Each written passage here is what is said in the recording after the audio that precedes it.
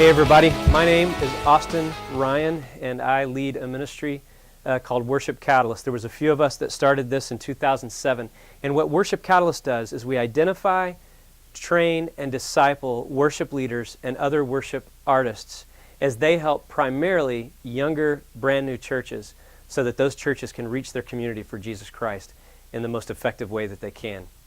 So I think that you are a great leader already. You're a great worship leader at any position. Let me explain that to you for a minute, because you may be saying, hey, wait a minute, I'm not a worship leader, I'm a sound guy or whatever. Let's broaden the definition of worship leader for the next 6 weeks of our lives together, okay?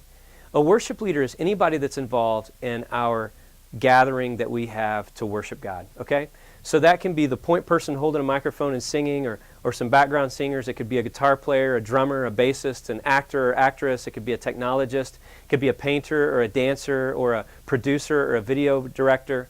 It could be any of those things that are involved in the worship gathering that we do. So all of us are involved in this together, and we're all going to learn together as we go through. So for the next 6 weeks, for 5 days of each of those weeks, you're going to go to the website and watch the video for that day, and then go look in your workbook and answer some questions, read some things, and do most of your learning there.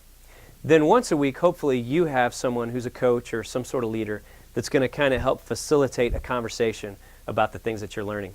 Now, what is it that we're going to be learning? We're going to be talking about worship leading. We're going to be talking about the values that we share together as anybody involved in the worship gatherings. We're going to talk about worship planning and leadership development of the people around us. And we've got a lot of topics that we're going to scream through in the next 6 weeks. So I want you to do the best that you can and put a lot of energy into it. And you're going to get out of this what you put into it. I mean, there's some of these days you can go through in 10 minutes probably. Or you can really take your time and focus and do the best that you can to learn everything that you possibly can about that topic. And I promise you'll get more out of it that way. Now, let's talk about worship for just a minute, okay? Worship has a lot of definitions. A lot of people have a lot of things to say about it, and I'm not going to trump any of them, but let's just, for this activity, say that worship is our devoted response to God. And so it's devoted. It's 100% full on, 24 hours a day, 7 days a week. You know, Romans chapter 12 does not say that we should sing a really good song to God as a living sacrifice. Of course it doesn't say that.